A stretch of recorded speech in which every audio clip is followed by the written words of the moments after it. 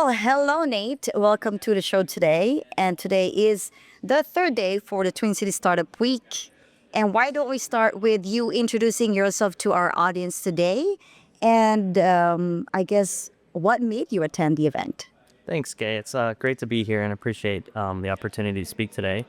So I decided to join this event because I wanted to meet other innovators here in the Twin Cities, but also learn, connect with others. And, I'm also here on behalf of my startup, which is called Omber. Amber. So let's talk about Amber. What is it about? And who is that startup for? Who do you serve? Great question. So Omber is a recruiting tool designed to help recruiters and hiring managers screen candidates, we say 20 times faster than a traditional half an hour call. So we got into it, about a year and a half ago. We really began our journey, and what we saw was online recruiting for companies large and small is really difficult. We've lived it, my co-founders and I, our team, we've seen it both as candidates and as companies trying to Both build sides. Yeah.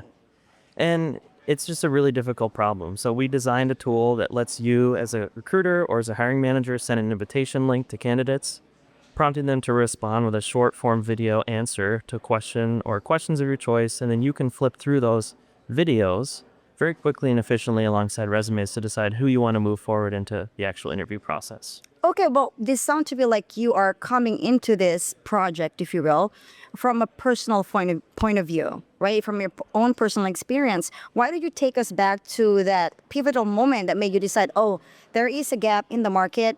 I want to build something for it, and this is what it looks like now. Yeah, great question. So myself, as a former industry professional, I've built many teams, I've hired many people, I've interviewed countless people, and I've just seen firsthand the difficulty of finding the right people. And what we've seen over the last couple of years with AI, which is an incredible innovation, is it's made selecting the right people online to move forward in interviews even more difficult. There's almost like an AI arms race coming into play with applications. Right. People are automating the way their resume looks to auto-tailor to a job. They're also auto-applying. In some cases, they're applying and not even aware that they applied for a job. And so the volumes, it's crazy. Application volumes have gone through the roof. As an example, we've recently posted a job for our company for a software engineer, and we had thousands of applications in about a week. So you then look at that volume and you just have to decide which 5 people or 10 people do I want to meet with.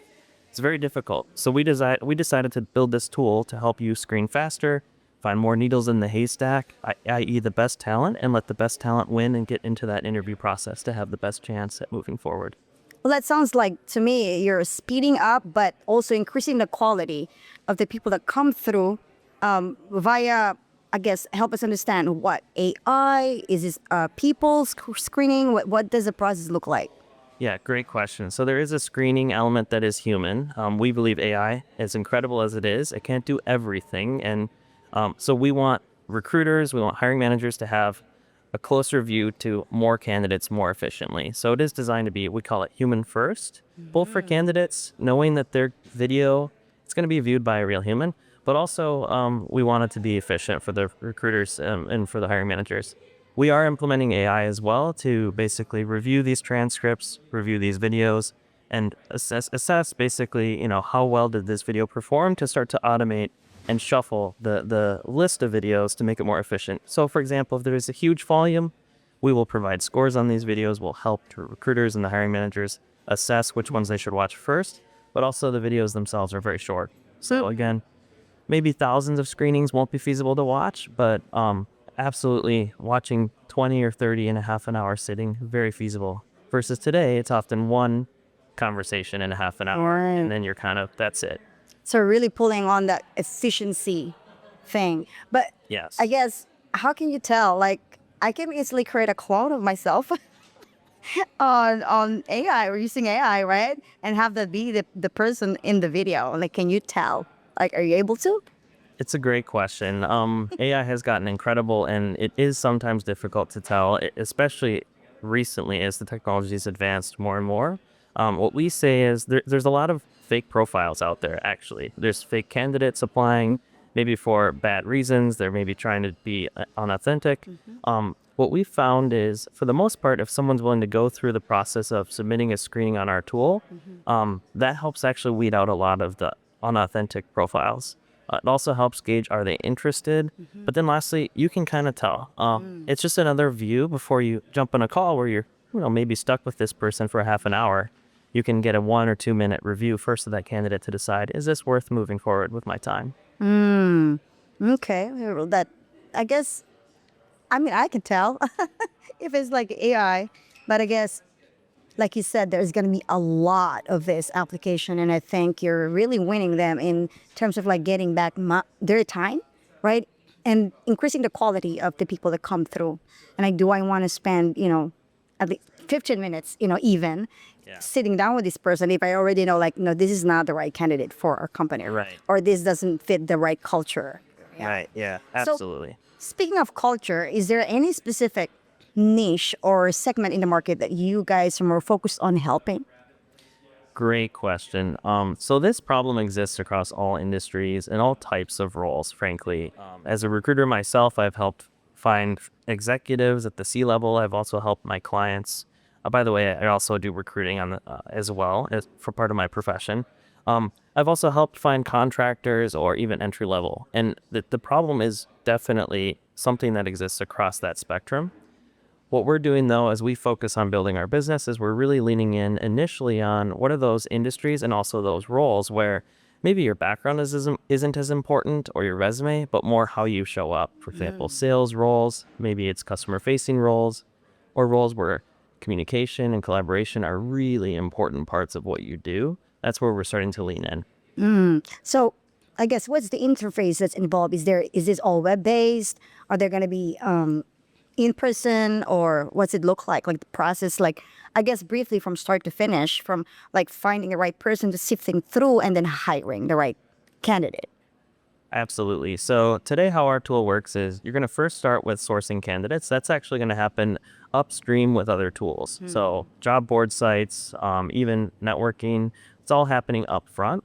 We say that's the first step, obviously, job sourcing. That's other tools. The second step is screening candidates. That's where we come in as the second step. And so our tool is very flexible. It can work with any major ATS system, applicant tracking system. It can also work with messaging. How it works is you go into our tool, you set up a job, you set up the questions you want to ask in some different settings, like how many recordings they get, how long of a time they have to answer, and then you send an invitation link to them, or an email invitation. And again, that link, it's similar to other technology tools where you just send an invite link. Very interoperable with many systems. You don't even need that direct integration. The candidate gets that invite link via message or an email. They click in, and then they're prompted to review a practice question, record their response, and submit it. Next, then, as a recruiter or as the hiring manager, you're able to watch all of those in one simple dashboard on your computer, or flip through them on your phone, along with your interview panel. You can all asynchronously watch them separately on your own time, comment, and decide which candidates do you want to move into the next step, which would then be, after our tool, the actual interview process. Okay, so then for our viewers, I would just want to define the word tool. Are you talking about an application that they have on a mobile phone, or is it a web-based, a www dot address? Like, what? Good question. www.omber.io, omber.io. It's a website. It's native. It works. It's not a native app. It's a web app. Okay. And it works on phones, tablets, also on computers, both for the candidates and for the recruiters. Okay, so both ways. Yeah. Everybody can see everything from both sides of the wall, if you will. Exactly. Right. Yeah, exactly. And we are live today, for example. Anyone watching this? Oh. Well, we recently launched. We are live right now. Oh, yes. Of course. Okay, that's right. So anyone that wants to go in and create an account as a recruiter, you can do so. You can get started. And we would love to work with anyone out there that's interested. I would love if they want to message me. I'd love to have a conversation with them. And of course, we'd love to have their feedback as we build this solution. Perfect. Like, what a great way to like really come up with a great, say product, right? Or service, right? To ask the people, is this helping you? How can we make this better? Absolutely. And that's what we're passionate about. Like, we got into this space because we saw a problem. We saw recruiting is, I don't want to say broken, but it's pretty close to There's broken. some gaps. There's a lot of gaps. challenges. Yeah, exactly. And we're passionate about making it better, both for the recruiters, where it's just a lot of time. but for the candidates too. There's huge issues, for example, today where great candidates, very qualified candidates are applying online and they're not hearing back. Maybe they're one of thousands that submitted for that job.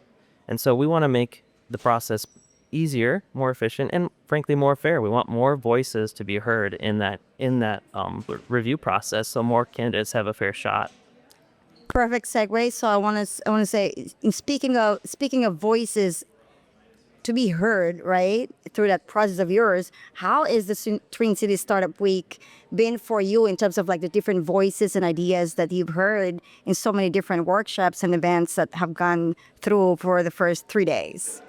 It's been awesome. Obviously you see a huge innovation presence and a startup and venture presence on the West Coast and in New York. But it's great to be here in our hometown right here in Minnesota and see so many innovators coming together, having great conversations, talking about really big topics related to how do you build a business. It's very difficult to do, but coming together as a community to work together and help each other. And I think that's a really cool part of Twin Cities Startup Week and a really important part of entrepreneurship, to have a community. And frankly, an industry, or I should say a profession, that can be pretty lonely when you're getting started and your team is small. Yeah, absolutely. And that thing with collaboration is the way to move something forward in a major way.